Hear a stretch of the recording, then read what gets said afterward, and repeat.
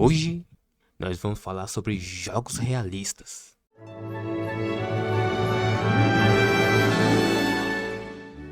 Jogos AAA, quanto mais o tempo passa, mais vem a obsessão dos estúdios grandes em querer mais qualidade no seu jogo. A busca pelo realismo dos estúdios pode ser um problema muito grande.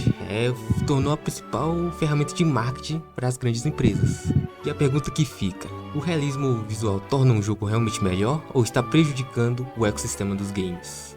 Então, basicamente, antigamente, os ciclos de produção eram muito mais baixos, né? Antigamente, um jogo demorava 1 ou 2 anos para sair, no máximo 3, dependendo se fosse uma franquia muito grande, como um God of War da vida. Agora, hoje em dia, com essa rivalidade de qual empresa faz o jogo mais realista ou mais AAA possível, os jogos estão chegando a nível de 10, 12 anos de produção, o que acaba sendo problemático, né? Tanto para o público quanto para a empresa em si, porque a galera que está trabalhando ali atrás, com o mercado podendo ter chance de ficar em crise, acaba podendo ter risco de ser mandado embora. Os orçamentos, como eu estava comentando, que os orçamentos vão ficando cada vez mais caros, então vai ficando mais difícil de você manter uma produção dessas, então muita empresa acaba atuando no vermelho, e atuando no vermelho, muita gente é mandada embora. Por dizer, uma equipe de 5 mil funcionários ou menos, trabalhando numa empresa, e aí tem que fazer um jogo durante, 8 anos. E o jogo, ele vai, um jogo desse escopo, vai requerer muito dinheiro, muito investimento, e nisso vai acabar atrapalhando um pouco a galera de desenvolver, tendo chance de crises econômicas no mundo dos games e fazendo a galera ser mandada embora, o que aconteceu aí uma porrada de estúdio esses tempos atrás. Outra coisa também é a cultura de desgaste, A equipe, ela vai ficando problemática, tá ligado? Vamos dizer, imagina o estresse que essa galera acaba sofrendo com esse tipo de cobrança. Então, essa é uma outra parada, abala muito,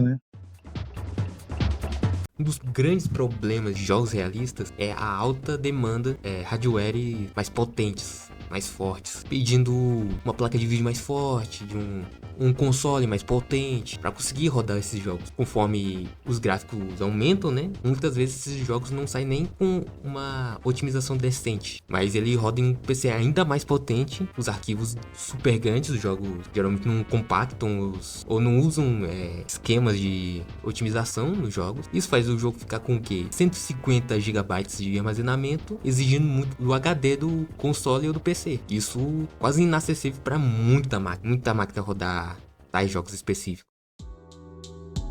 Além disso, além desses problemas, a gente também tem vários problemas como o impacto na gameplay dos jogadores. Porque, por exemplo, as animações, quando elas vão ficando tão realistas, torna a movimentação do personagem mais pesado, ou torna o jogo como, vamos dizer assim, mais lento. Em alguns jogos isso pode até fazer sentido, mas em outros é meio desnecessário. Então, vamos dizer, o personagem poder carregar, uma bazuca no bolso dele, às vezes nem sempre é algo tão negativo, sabe? Então, eu acho que quando você tenta criar um realismo tão grande assim, vai ficando difícil de você conseguir manusear o realismo do que é mais acessível e fluido para gameplay do jogador. Outra parada também, que a gente consegue ver muito na indústria, é que os jogos, eles costumam meio que tratar o jogador como um idiota, porque se você para pra ver, hoje em dia eles botam tarja, bota tinta, coisas indicando, para onde o jogador tem que ir fazer, em vez de usar, igual mecânicas como... Não é bem a palavra mecânica, mas, por exemplo, no cinema, quando eles querem, dar uma sensação de insignificância pro protagonista, ou pro personagem que tá ali na tela, eles deixam um personagem pequeno, aquilo lá que eles estão querendo mostrar como maior, seja uma montanha, seja um inimigo gigante, o ponto de vista da câmera, Então, o ângulo, eles poderiam usar ângulo, ponto de vista, essas técnicas a favor, sem precisar ficar tendo que te indicar o tempo todo onde o caminho que vai, o personagem vai pra voltar. Eu acredito também que isso se perdeu um pouco, porque antigamente, como os jogos era bem diferente, o realismo antigamente não era tão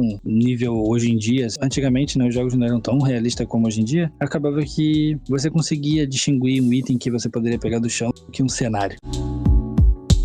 Os jogos parecem muito parecidos uns com os outros, ainda mais por causa da gameplay, o cenário e até os personagens em si, já que parecem pessoas da vida real mesmo, o que é diferente de jogos mais estéticos, mais cartoonizados. Tem um gráfico mais de desenho, digamos assim. Isso faz com que o jogo ele tenha um envelhecimento menor, o jogo tenha um envelhecimento ruim, tipo, como eu falei, por exemplo, jogos antigos que eram considerados realistas na época, hoje em dia parece jogos que envelheceram mal, graficamente dizendo. Graficamente dizendo, jogos realistas envelhecem um pouco mal, porque hoje, tipo, você pega jogos em pixel, principalmente jogos para 3D, que envelhecem mal. Você pega jogos em pixel. Hoje, antigamente era considerado gráfico ruim, mas conforme chegou os jogos 3D. Hoje é considerado jogos uma estética específica em pixel art. Agora, jogos de 3D, mundo aberto principalmente, que o intuito dele é ser um gráfico mais realista, eles envelhecem mal por isso.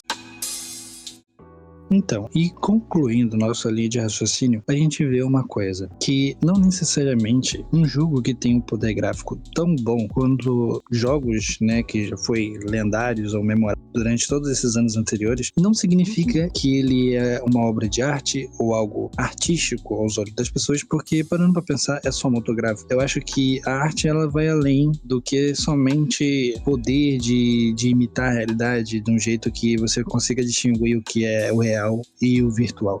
E sim, a sua mensagem que você está querendo passar, a história, as ideias, a criatividade de tudo que você está querendo passar naquele jogo ali, entendeu? Outra parada também curiosa é que, em contraparte, enquanto tem tanto jogo na indústria AAA falindo e até mesmo flopando, a gente nota que muitos jogos indies, eles estão meio que em ascensão. Você vê jogos indies hoje em dia, até como aquele Camaleão lá, aquele jogo lá de pintura lá, que ele não precisou de gráficos ultra, tipo, realista para poder fazer o jogo bombar, para poder fazer o jogo ele ficar no top, sei lá, top 10 da Steam, simplesmente quando eles priorizaram a gameplay e a diversão dos jogadores em grupo ou até mesmo sozinho em alguns jogos, entendeu? A gente tem vários jogos indies aí que, pô, entrega muito mais em história, entrega muito mais em mecânica e até mesmo em multiplayer do que muitos jogos AAA hoje em dia. Então, a pergunta que eu deixo para vocês é o seguinte: o que realmente torna um jogo memorável para você a longo prazo?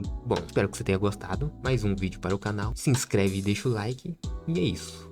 Falou!